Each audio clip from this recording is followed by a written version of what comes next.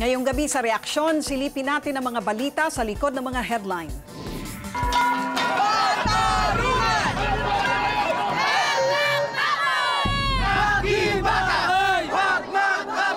Simpleng hirap lang to.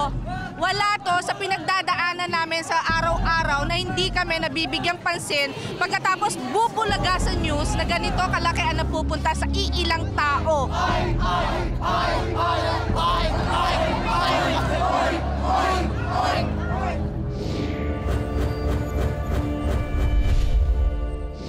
Napuno ng ingay at nabalot ng protesta ang Luneta kanina nang dumagsa ang libu-libong katao upang mag-rally kontra PDAF o mas kilala bilang pork barrel.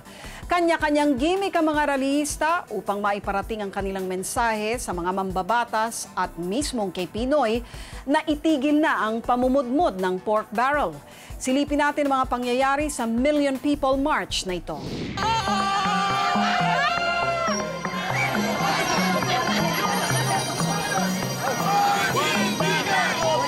Hindi pang karaniwang rally ang nasaksiyan namin kanina sa Luneta. Marahil, hindi rin kasi karaniwang sumasali sa mga ganitong pagtitipon ang mga nakilahok sa kilos protesta ngayong araw.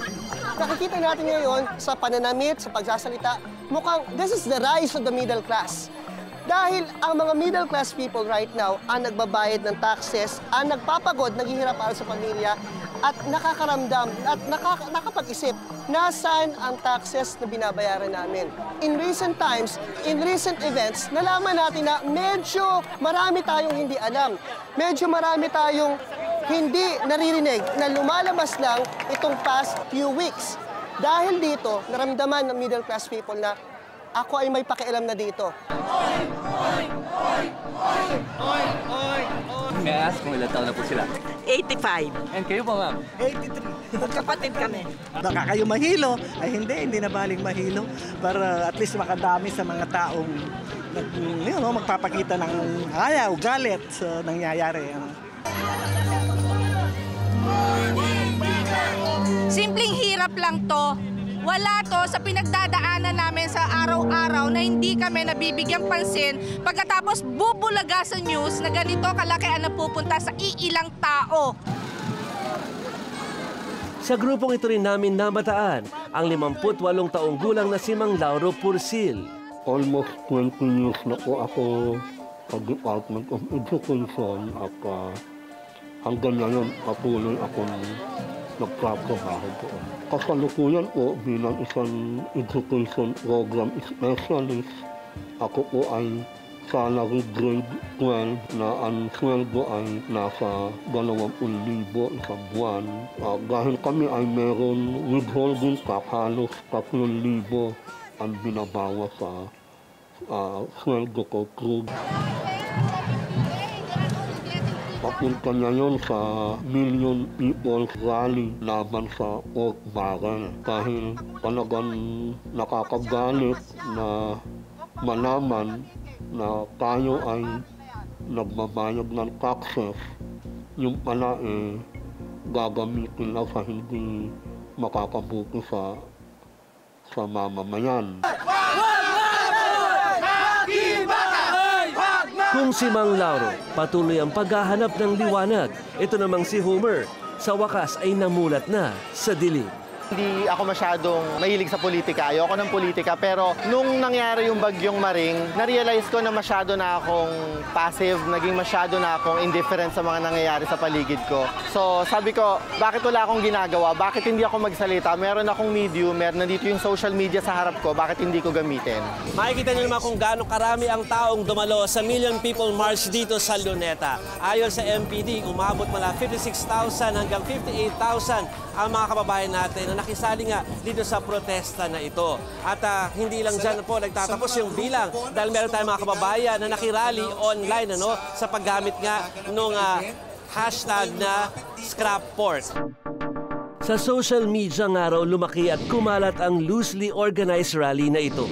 Dahil isang click lang ang pag-share o pag-like, mabilis na nakarating ang tawag para sa Million People March sa iba't ibang parte ng mundo. Bukod sa Luneta, kasabay ring nagkilos protesta laban sa pork barrel ang mga Pinoy sa Saudi Arabia at Dubai sa Middle East at sa San Francisco at Los Angeles sa Estados Unidos.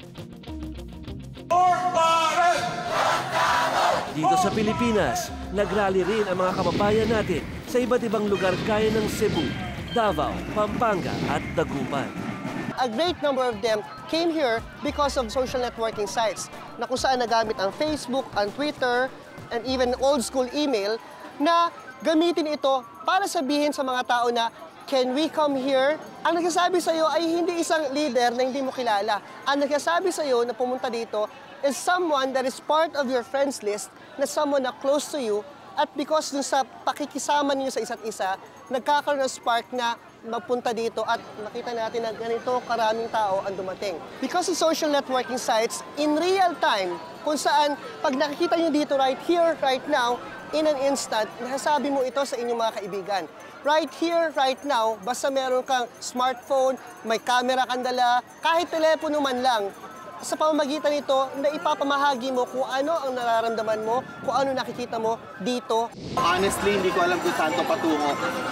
Pero nandito ako ngayon dahil gusto kong makialam, gusto kong makiisa, gusto kong magkaroon ng collective energy ang Pilipino na lumaban against corruption, against pagnanakaw, at against kabobohan. Mag-isip tayo, kapwa. Mag-isip tayo, Pilipino. Mahirap kung magpapabaya pa tayo. Ano man ang mangyari sa rally, sama-samang pagganaw, kailangan gumalaw tayo. Nagtapos man ngayong araw ang kanilang marcha, patuloy naman silang nagbabantay sa mga susunod na hakbang ng kinauukulan. Ako po si Joey Francisco, nag-uulat para sa Reaksyon.